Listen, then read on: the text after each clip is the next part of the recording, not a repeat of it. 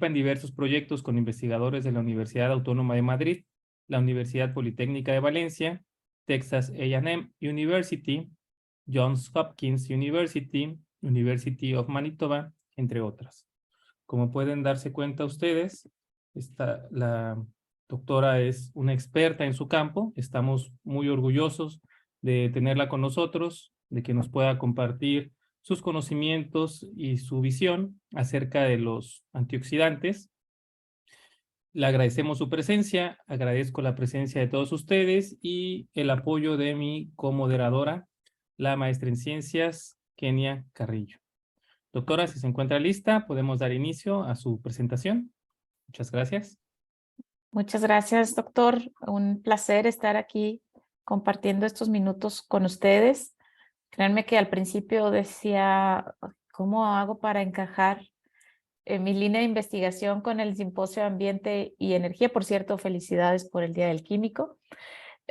Pero precisamente mi tema de investigación, que tiene que ver con alimentos, es el que más, la industria de alimentos es la que más ha impactado en el medio ambiente y la que más requiere de fuentes alternativas de energía y donde muchas veces faltan investigaciones para poder trabajar en conjunto. Y pues la verdad es que me atreví a participar en este evento precisamente para buscar sembrar esa semilla de que en lo que hoy consideramos como un desecho, que ojalá que desaparezca esa palabra de nuestro vocabulario pronto, tenemos compuestos antioxidantes que tienen gran potencial para poder ser reintegrados en los alimentos, ya sea como ingredientes, en cosméticos e incluso en la propia actividad agrícola. Entonces, de eso trata hoy mi plática y espero que encuentren muchos puntos en común con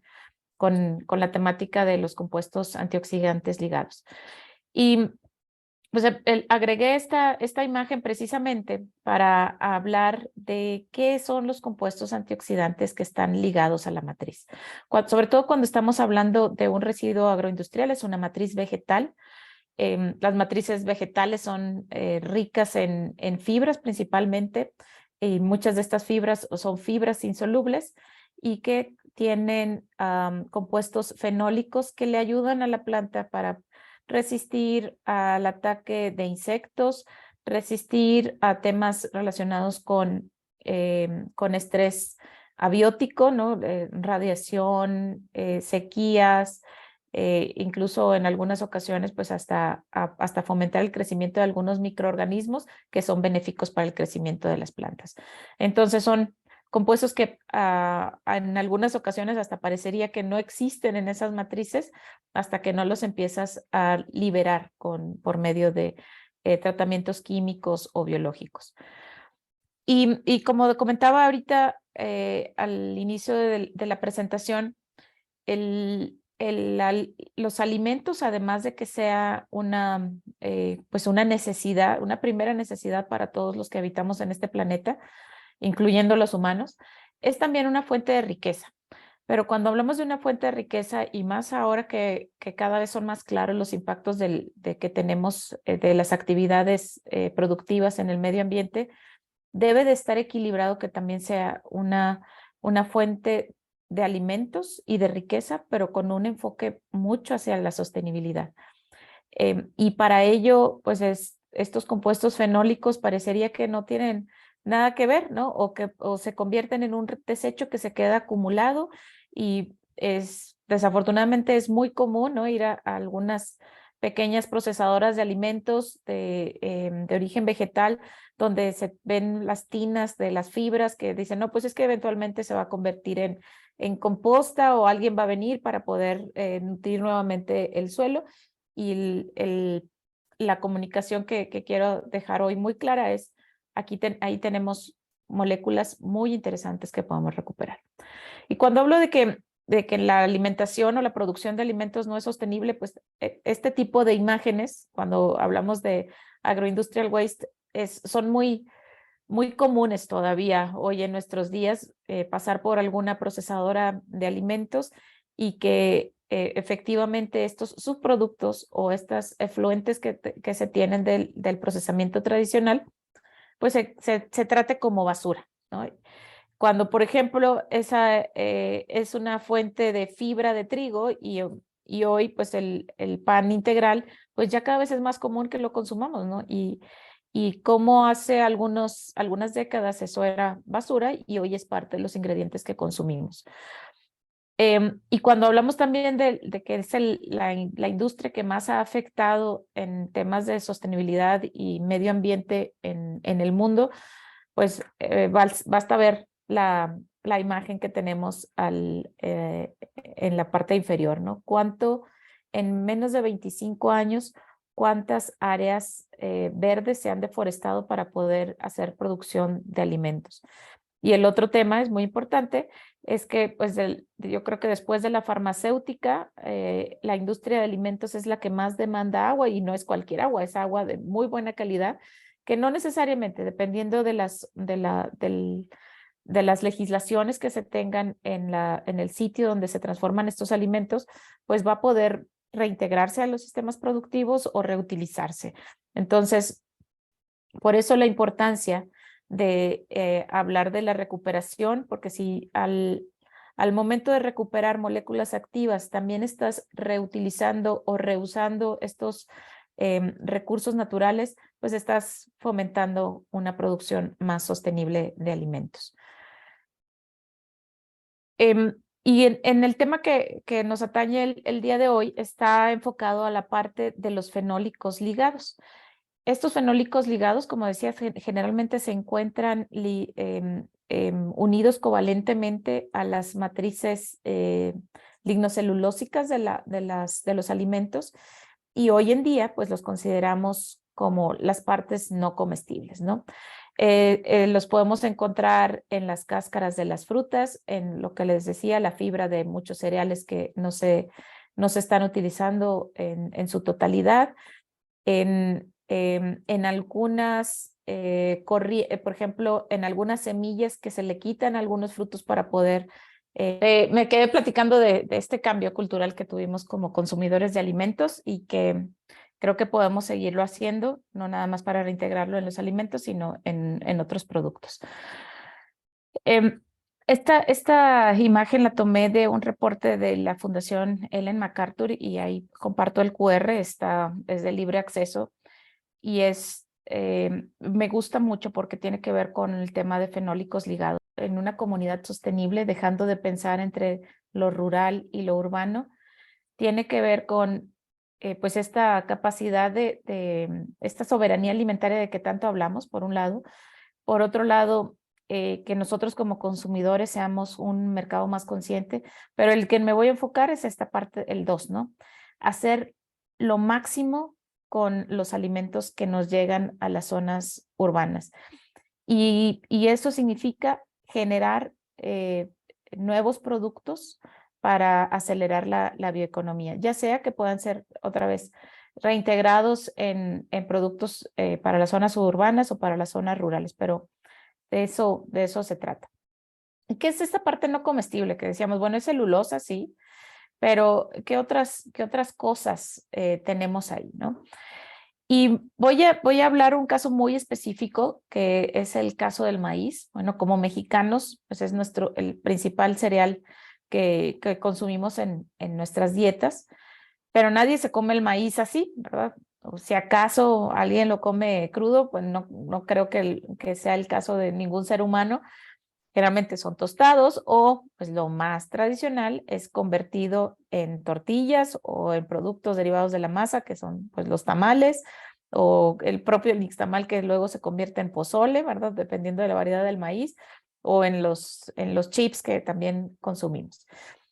Y este tema hace pues ya más de 20 años que empezamos a trabajar con compuestos fenólicos y compuestos fenólicos ligados, pues en los cereales son compuestos que están en mayor abundancia que los compuestos antioxidantes que se encuentran libres o que podemos extraer muy fácilmente incluso con agua.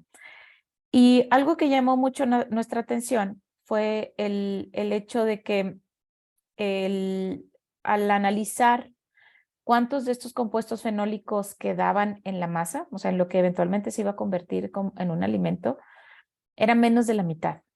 Y que, bueno, también había una pérdida por el calentamiento de esta masa y convertirla a tortilla y eventualmente también a convertirla a chips. Y cuando vimos que esa pérdida, dependiendo de la variedad del maíz, era pues bastante alta, nos volteamos a ver y dijimos, oye, ¿y entonces de qué sirve que tengamos, porque eso fue un proyecto que hicimos con el CIMMYT y con diferentes instituciones donde se estaban desarrollando variedades de maíz? ¿De qué sirve que se enfoquen en desarrollar excelentes variedades con actividad antioxidante y con compuestos fenólicos si al parecer estos no terminan en el producto que consumimos con alimento? Y esto, una de las hipótesis que teníamos hace un par de décadas era que pues se destruye, ¿no? Pues es un proceso de esa conversión de maíz a tortilla, pues requiere ese procesamiento en condiciones alcalinas y altas temperaturas, y pues lo más fácil era decir que se destruía, ¿no? Pero cuando empezamos a analizar con detalle, pues no veíamos productos de la destrucción de algunos de esos compuestos antioxidantes. Entonces, ¿qué es lo que hicimos? Pues voltear a ver los efluentes. Y resulta que lo que vemos aquí en estas barras en azul es lo que queda del ácido ferúlico, que es el principal compuesto antioxidante del maíz, en la masa. Y todo lo que vemos en gris oscuro es el ácido ferúlico que queda en el nejayote. Ese residuo que se genera después del cocimiento del maíz tiene más del 90% del ácido ferúlico que está naturalmente presente en diferentes variedades de maíz. Obviamente de ahí la tarea es, bueno, ¿y qué podemos hacer?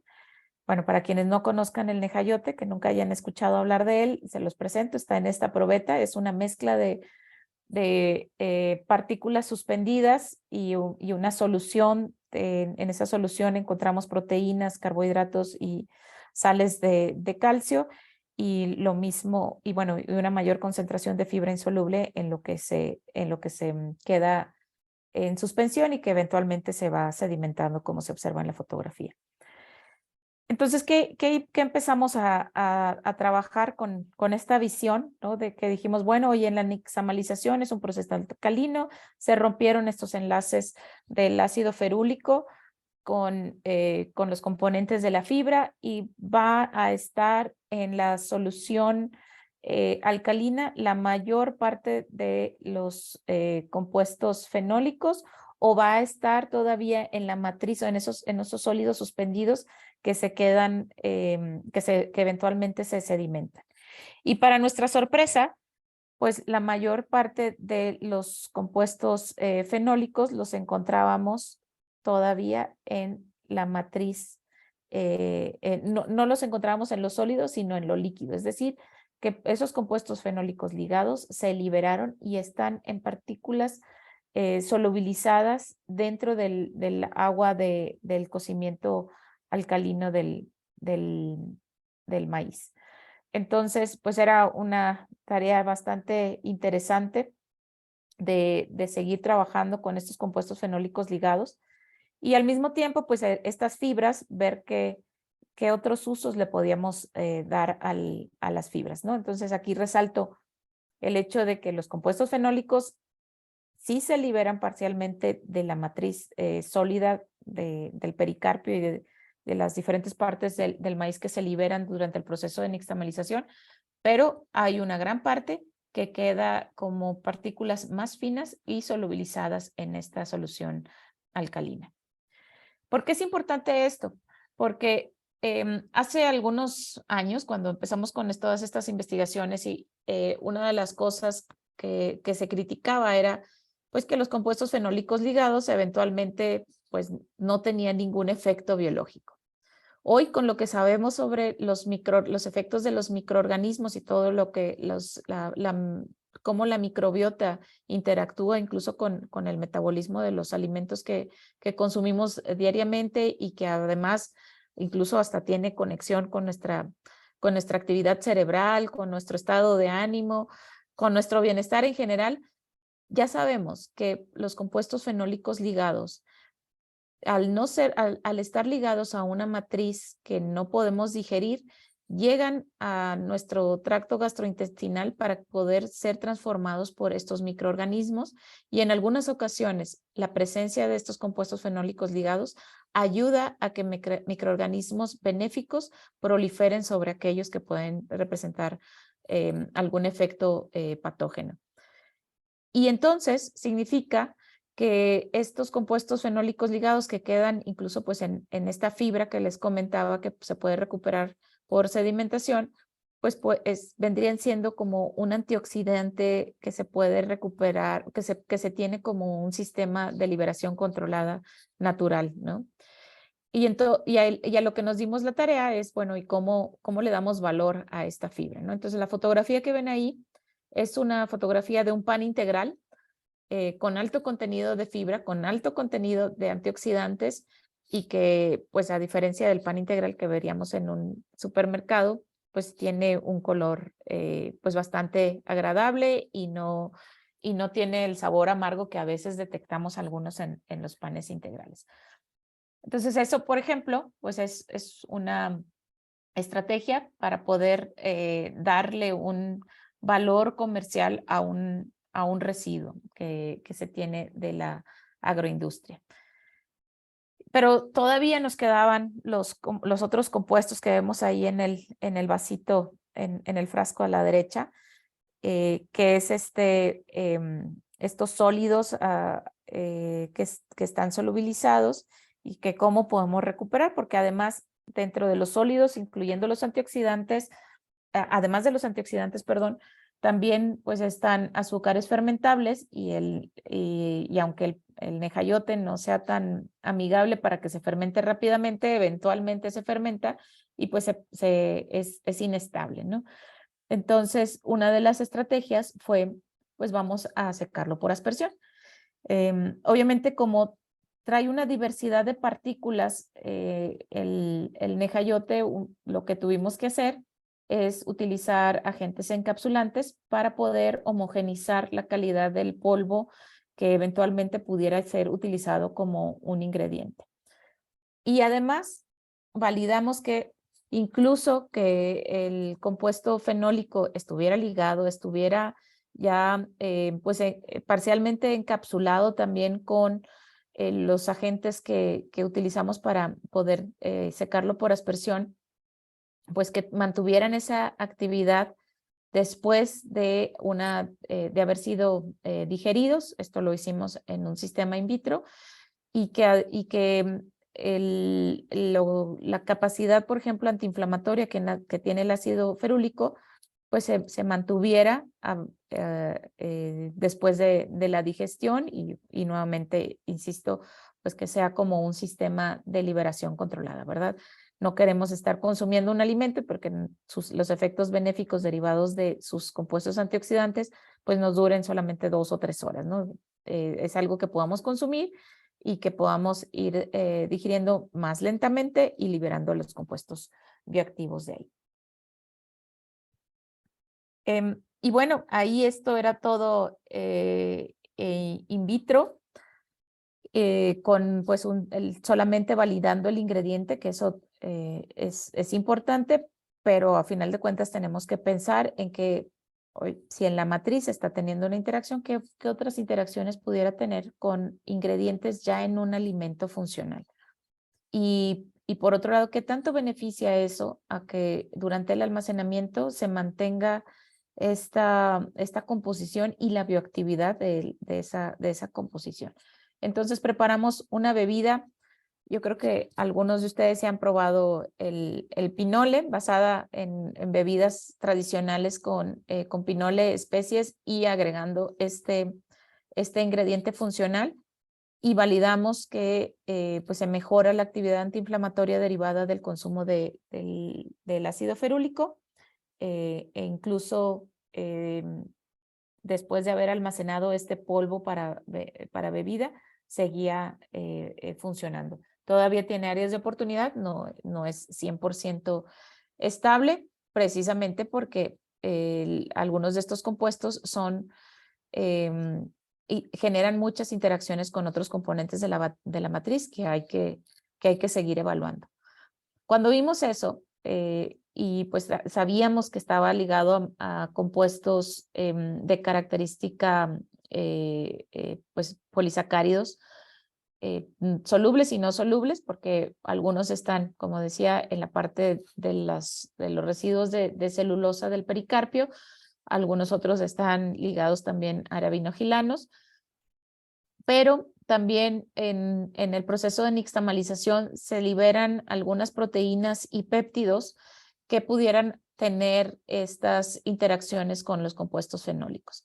Esto también lo validamos y separamos a los agregados de proteínas con compuestos fenólicos, descubriendo que también tenían una actividad antiinflamatoria muy importante y que algunas de estas interacciones incluso parecen haberse generado desde la planta y solamente liberarse al momento del cocimiento alcalino. Entonces, allí en otros trabajos, pues hemos estado viendo que las variedades de maíz con mayor contenido de ácido ferúlico son las más resistentes a cambio climático, por ejemplo. Entonces, vamos a seguir teniendo en los residuos del procesamiento del maíz grandes concentraciones de moléculas conjugadas con ácido ferúlico que vale la pena recuperar.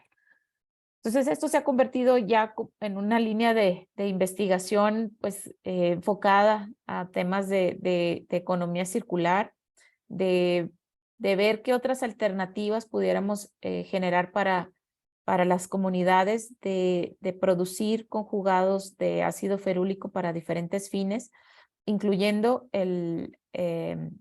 las aplicaciones como agroinsumos, que también es algo que necesitamos urgentemente como mexicanos, ¿no? ¿Por qué también el tema de las fermentaciones? Porque a final de cuentas algunas de estas moléculas conjugadas pues pueden servir de bloques de construcción o pueden ser absorbidas por algunos microorganismos. Por ejemplo, hace algunos años se descubrió que los hongos comestibles no tienen la capacidad de sintetizar de nuevo compuestos fenólicos y entonces, pero si los haces crecer en una matriz rica en compuestos fenólicos como serían estas fibras derivadas del procesamiento de cereales, tiene la capacidad de destruir parte de las interacciones que tiene estos compuestos fenólicos con la matriz y absorberlos y quedarse retenidos en la biomasa de este hongo comestible. Y además, al momento de integrarse, pues forman otros tipos de glicósidos y otros tipos de interacciones con los nuevos polisacáridos que se generaron en los hongos, que tienen pues actividades bastante interesantes. Y bueno, cuando hablamos de residuos o cuando hablamos de desechos, pues no es solamente pensar en lo que queda derivado de los procesos de industrialización. Otro residuo que desafortunadamente es muy común y sobre todo en algunas regiones de nuestro país es ver que parte de las cosechas se desecha, ¿no? Y el caso del nopal es uno de ellos, ¿no? El 20%, de acuerdo a esta noticia que está en internet, el 20% de la cosecha nopal se desperdicia, dado que como estamos acostumbrados a consumirlo fresco y cuando empieza a tener manchitas cafés o ataque por algunos microorganismos, el nopal pues se entierra o se quema o se queda ahí como basura, ¿no? Y siento que se pudieran generar productos con valor agregado para que ese 20% no fuera basura. Acuérdense que todo esto es pensar en que quitemos esto de desechos, quitemos este tema de desperdicios y convirtamos en productos de valor agregado. Pues todos sabemos que el nopal tiene diferentes actividades biológicas ligadas a algunos de estos compuestos que vemos en la imagen, pero al principio, cuando empezamos a trabajar con el nopal y queríamos buscar compuestos fenólicos, pues no, por más que los inyectábamos al HPLC, los hacíamos extracción en fase sólida.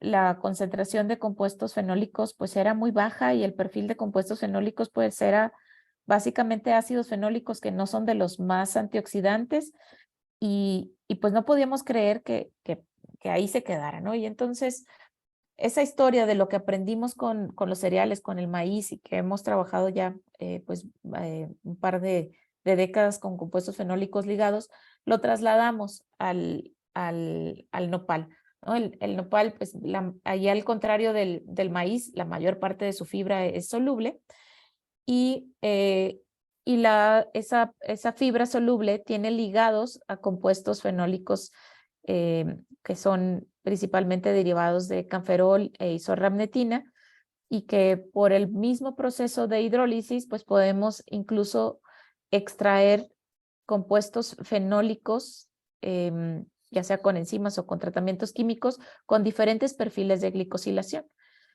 Y aquí es bien importante esto de los perfiles de glicosilación, porque otra vez hace varios años que enviábamos estas publicaciones a las revistas, la insistencia de que un compuesto fenólico glicosilado no iba a tener bioactividad era al menos uno de los 3 revisores que evaluaban nuestros trabajos, decía que, pues, ¿de qué servía que analizáramos los compuestos fenólicos glicosilados?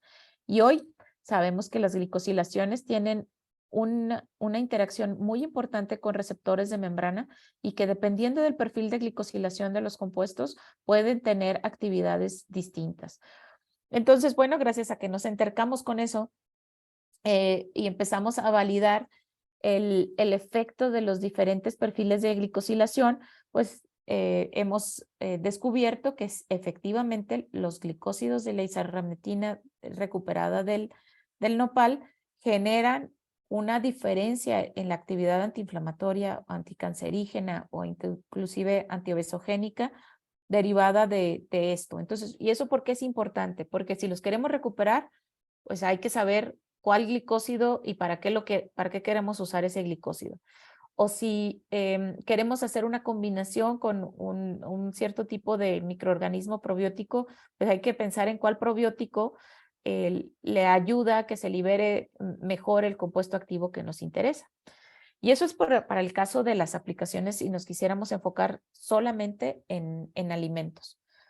Pero pues no, los principios activos derivados de matrices vegetales no terminan nada más en alimentos, sino que si no, no existieran los champús y las cremas con extractos naturales que cada vez vemos más en el mercado y que muchas ocasiones para estas aplicaciones cosméticas pues se busca reintegrar, o sea, estabilizar moléculas pequeñas en matrices complejas precisamente para ayudar a la liberación controlada o para ayudarle a la estabilidad o, por ejemplo, o para que sean solubles, porque no podríamos, la isorramnetina, por más que la intentemos disolver en agua, no se va a disolver tan bien como se pueden disolver los diferentes glicósidos de isorramnetina. Y este es un trabajo que recientemente publicamos en Pharmaceutics, donde utilizamos glicósidos de isorramnetina para incorporarlos en nanofibras para liberarlos de manera controlada y eventualmente tener actividad antiinflamatoria en materiales que podamos aplicar de manera tópica, ¿no? Y bueno, y al mismo tiempo también estábamos trabajando en revisar qué otros extractos naturales ya se han estado trabajando en este tipo de nanofibras para diferentes propiedades. Entonces, si se fijan en lo que vemos aquí en la tabla, pues algunos son precisamente extractos de residuos, ¿no? Extractos de residuos de la granada. Nadie le da una mordida a las cáscaras de la granada. Y sí, pues qué valiente. Pero la verdad es que podemos recuperar ahí principios activos y utilizarlos en la industria cosmética. Y otra vez, en vez de que veamos las toneladas de cáscara de granada tiradas a un lado de la empresa que fabrica el jugo de granada, pues más bien que sea una materia prima para poder recuperar extractos con bioactividad y aplicarlo incluso en la industria cosmética, ¿no? Y bueno, les platiqué mucho del maíz y del nopal, pero pues como buena mexicana, pues no podemos dejar de lado al chile. Aquí me gusta esa frase que puso Conavio, si no le pusiste chile, no esperes que te sepa. Yo soy una mexicana que sí consume muchas de estas variedades de chile, pero si recuerdan, si alguien cocina mucho o si alguien ha ido a alguna empresa que industrialice el chile en cualquiera de sus formas, pues recordará que una de las primeras cosas que hacemos es quitarle las semillas, ¿no? Porque las semillas pican y en algunos platillos queremos el sabor del chile sin tanto picante, o porque simple y sencillamente pues no va a hacer que la salsa quede es suave y va a quedar una salsa con partículas suspendidas que tampoco queremos. Entonces, ese también es un material rico en fibras, es el principal polisacárido que está en las semillas de chile, pues es celulosa. Y una de las primeras cosas que queríamos hacer, pues era desbaratar esa matriz para poder quitar la mayor parte de la capsaicina y eventualmente pues poder darle otros usos a la semilla. ¿Y cuál fue nuestra sorpresa? Que al estar validando la actividad biológica de estos extractos con diferentes concentraciones de capsaicina, pues obviamente bueno, no fue obviamente porque no era algo que esperábamos, la actividad antiinflamatoria no estaba tan relacionada con la capsaicina, incluso pues la capsaicina estaba funcionando más bien como proinflamatoria en el rango de concentraciones que estuvimos trabajando. Y había otros compuestos que también empezamos a ver si eran carotenoides, pero pues tampoco eran los carotenoides, sino los compuestos fenólicos ligados a las semillas del chile. Son compuestos que tienen alta actividad antiinflamatoria o inclusive algunos como el ácido clorogénico que pueden ser utilizados como inmunoestimulantes. Entonces, pues eso abre la puerta a que otra vez voltemos a ver una fábrica o una empresa de procesamiento de chile y veamos alternativas de cómo podemos recuperar estos compuestos. Incluso algunos, no como compuestos puros, sino como extractos enriquecidos, bien caracterizados, porque conforme va avanzando el tiempo de hidrólisis con la celulosa, va cambiando el perfil de compuestos fenólicos que se liberan, e incluso algunos hasta son inhibidores de la misma enzima, o algunos ayudan a que la celulasa se acelere su proceso de rompimiento de la matriz.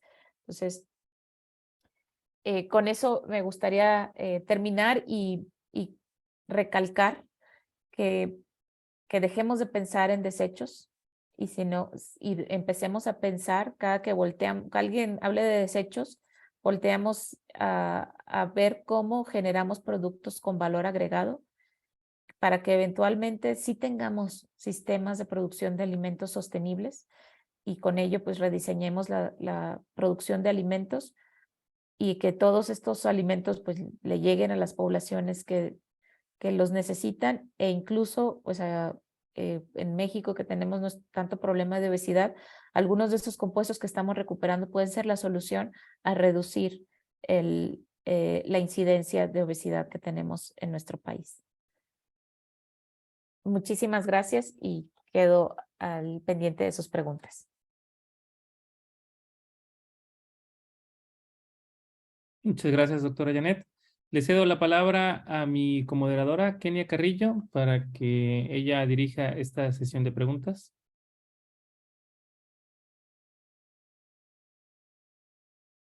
Sí, bueno, también le damos las gracias a la doctora Janet.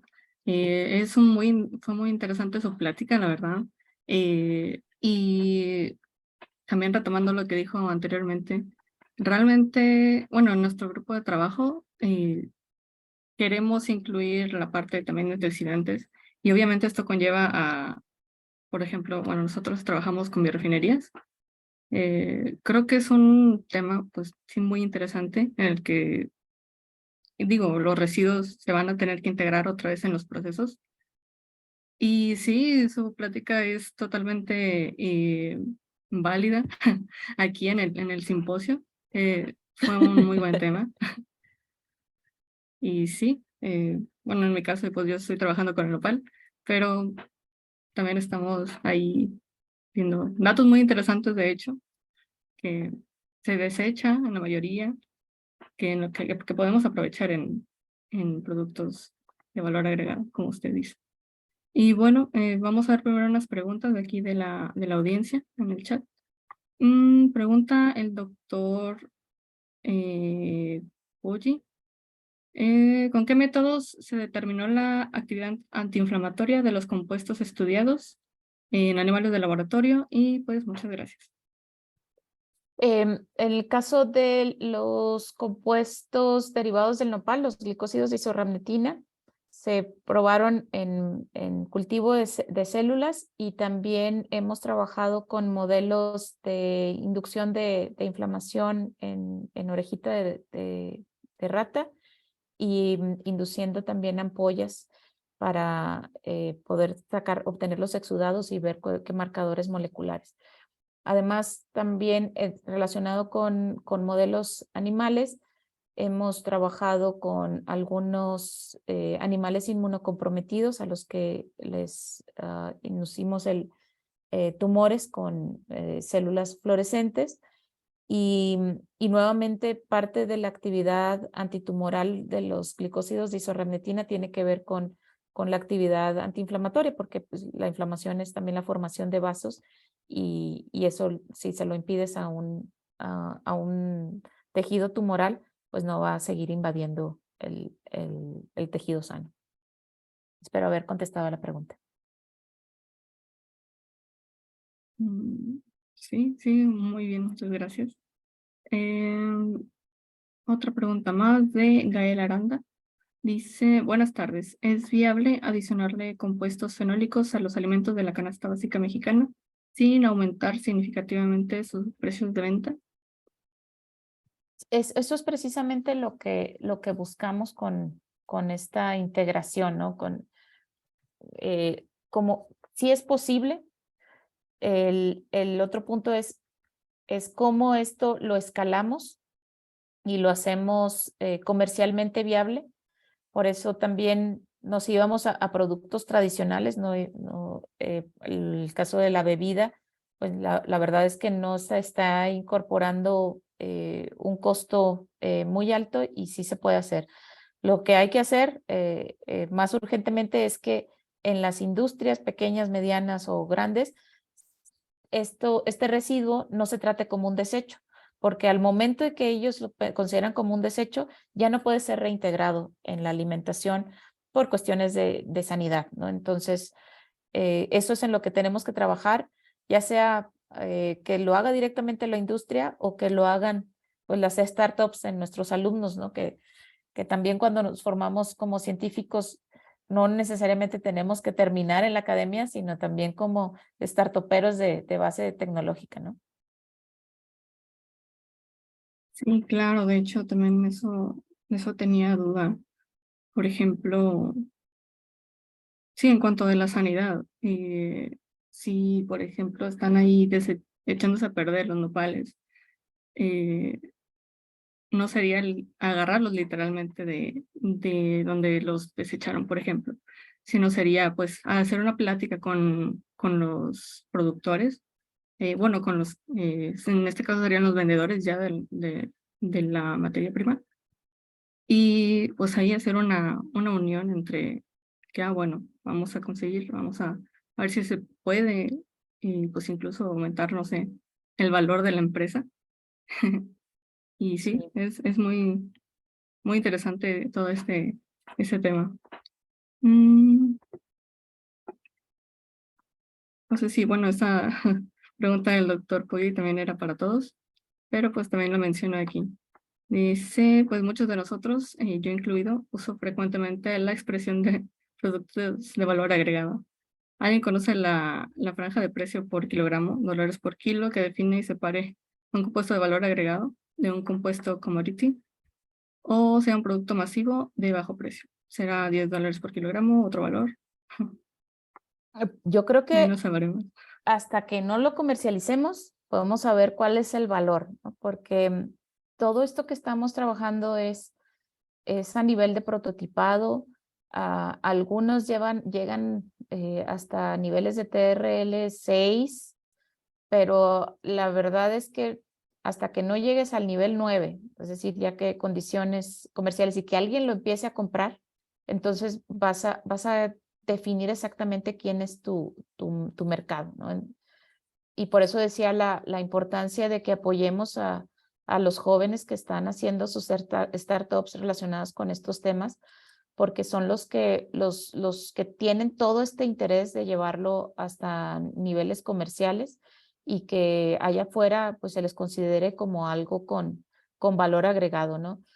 Y yo lo veo muy importante y con ejemplos muy específicos. A lo mejor algunos de ustedes conocen el Benecol, que es un ingrediente que se utiliza en las margarinas en Estados Unidos y en Canadá, y que está comprobado que básicamente es un fitoesterol, y que está comprobado que tiene efectos cardioprotectores y ya aprobado por FDA, etcétera. Y no es más que un producto que por miligramo sale más caro que un gramo de aceite de maíz o que un gramo de jarabe de fructosa. Y surgió de los residuos de la extracción de almidón de maíz. Entonces, ¿qué tanto es la franja?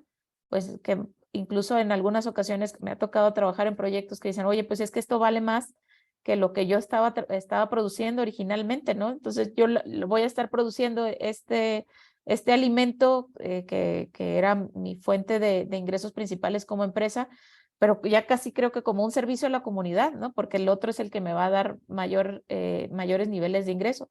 Pero para haber llegado a eso tuvo que invertirle en investigación, en escalamiento y en validación de mercado. Entonces, atrevernos a hacer eso y apoyar a quienes lo estén haciendo. Sí, claro, apoyar también a las pequeñas, medianas empresas y como dice también incluso startups que nosotros podamos emprender. Y bueno, una pregunta un poquito más básica de mi parte. ¿Los compuestos ligandos son similares a los libres en cuanto, bueno, qué tipo, bueno, qué compuestos son? Supongo, bueno, no sé si estoy mal, los ligandos son como los que están en la lignina, Sí, los compuestos tenemos de lignina. ácidos fenólicos simples, Ujú. son de los que, como son los que están en cereales, son los que más sabemos de que están ligados en la matriz, porque los cereales, que te decía, tienen mayor porcentaje de compuestos fenólicos que una matriz como una fruta, ¿no? Pero en el caso, por ejemplo, del nopal, pues no son ácidos fenólicos, son flavonoides. Y Sí. esos flavonoides, pues los vas liberando conforme le hagas el tratamiento enzimático o le hagas el tratamiento químico para recuperarlos. Entonces, depende de la matriz vegetal de la que se esté hablando, y por ejemplo, también en el caso de los hongos, pues depende de en qué sustrato hiciste crecer ese hongo comestible para saber qué compuesto fenólico esperas encontrar en el hongo. Entonces, depende de la matriz. Ok, muchas gracias. Mm, No, yo tengo unas preguntitas, sí, Kenia. adelante. Adelante, Bueno, doctor. también, si todavía hay más preguntas del auditorio, tenemos un poquito de tiempo antes de dar paso a las sesiones individuales. Bueno, ya lo comentaba Kenia, doctora Janet, que efectivamente este tema de reutilizar residuos, encontrarles un valor, encontrarles una propiedad, encaja perfectamente bien en los temas de investigación de muchos de los aquí presentes. Desde el punto de vista de la parte de ambiente, ¿no? Porque el ambiente justamente se va a beneficiar en la medida en la que no desechemos residuos y sobre todo en la medida en la que aprovechemos lo más posible los recursos que tenemos. En una plática con alumnos les comentaba que, bueno, ellos son la generación del ahorro, ¿no? Ellos van a tener que ahorrar mucho y sacarle provecho a todo lo que tienen, porque tenemos tecnología que nos permite tener muchas cosas. No es una generación de carencias, como a lo mejor la generación de la posguerra. Es una generación que tiene acceso a tecnología, que tiene acceso a recursos, pero que no se puede dar el lujo de estarlos desaprovechando. Entonces, bueno, creo que su presentación es ilustrativa en ese sentido de cómo, a partir de lo que pensamos que no tiene uso, utilidad, pues sí se le puede obtener. Y como comentaba Kenia, pues eso también entra en el concepto de biorefinerías, que históricamente se han diseñado para producir energía, pero que también hay que tomar en cuenta los productos que todavía no sabemos cómo denominar, pero que son productos recuperados o de valor agregado, que no sabemos, como se dice, hasta cuánto es ese alto valor agregado si no le encontramos un nicho de mercado, ¿verdad? Bueno, las preguntas que hizo Kenia, que hizo el auditorio, fueron también muy ilustradoras. De mi parte, mm, sí, ya la encontré. Leyendo ahorita su semblanza, me llamó la atención, no había reparado en la palabra cosmecéuticos. Por un momento pensé que había un error, que era o cosméticos o nutracéuticos, pero creo que no, ¿verdad? ¿Nos puede hablar un poquito más de esta palabra? Sí, es precisamente el uso de compuestos bioactivos provenientes de la naturaleza que, por ejemplo, ayuden a que tengas, por ejemplo, una microbiota más sana en tu piel. Esos son algunos de los que se han comprobado. Y pueden ser que sea a través de la alimentación o a través de la aplicación directa de estos compuestos. Por ejemplo, hay algunos productos pues, que vemos en el mercado, pues vemos péptidos de trigo. Si no, volteen a ver, busquen el champú o en la crema antiarrugas de su mamá y van a ver que tiene péptidos de trigo que están funcionando como cosmecéuticos. Incluso el mismo ácido ferúlico es ahorita el compuesto activo más utilizado en los sueros antienvejecimiento. Entonces, de eso se trata, que tienes efectos, pues a final de cuentas, una arruga es una inflamación crónica. Entonces, ¿por qué no ponerte un compuesto antiinflamatorio en etapas tempranas antes de que se quede ahí marcada la arruga, ¿no? Y los flavonoides son muy buenos para eso también. Y en México, pues no está tan desarrollado, habiendo tanta diversidad, pero por ejemplo, países como Brasil, pues incluso pues hay empresas muy grandes que se han basado su modelo de negocio en estos principios cosmecéuticos de los productos naturales que han estado utilizando tradicionalmente. De acuerdo. Mencionó a los flavonoides. En la presentación anterior, la doctora Dan Holmes nos habló acerca de compuestos para transferencia de electrones y mencionaba a la riboflavina. ¿Es por desconocimiento? ¿La riboflavina sí es un flavonoide? No, No, ok. Pues, no. no, pues, sin embargo, algunos compuestos fenólicos sí tienen alguna actividad interesante también por la resonancia de los anillos bencénicos que pudiera aprovecharse también en procesos energéticos. Entonces, bueno, también, ¿no? Es una Exactamente. Pues sí, posibilidad. yo empecé toda esta línea de investigación cuando me gradué de la carrera, el siglo pasado, pues todo el mundo hablaba de las antocianinas del vino, ¿no? Y la verdad es que tenemos antocianinas en muchos otros alimentos mexicanos, por ejemplo, el frijol negro, y que las destruimos por el procesamiento que damos. Nadie consume frijol negro crudo, ¿verdad? Pero si no, la próxima vez los invito a que hagan un experimento en su casa y pongan a remojar frijol y luego le pongan unas gotitas de limón y van a ver que ahí salen las antocianinas a relucir. O sea, el frijol negro no es negro, es una antocianina concentrada. Y es otra vez cómo podemos, en vez de pensar en que el frijol tiene que ir a cocerse directamente, remojarse, cocerse y enlatarse o ponerse en sobre para pasteurizarse y comercializar, ¿por qué no recuperar principios activos previamente a los procesos tradicionales sin tener que sacrificar su uso como alimentos? Y ese es el mensaje, ¿no? De que no tengamos desperdicios, seamos muy inteligentes en conocer nuestras matrices vegetales para poderlas aprovechar adecuadamente y tener pues un desarrollo más sostenible. Muy bien, pues bueno, de nuestra parte creo que quedamos más que satisfechos con su plática, doctora. Mucho éxito con las investigaciones. Muchas gracias por su participación. Kenia, ¿tienes ahí a la mano el reconocimiento? Vamos a hacerle entrega virtual del reconocimiento, se lo vamos a hacer llegar por correo por su amable participación en este foro. Muchísimas gracias nuevamente por la invitación y éxito en las siguientes actividades.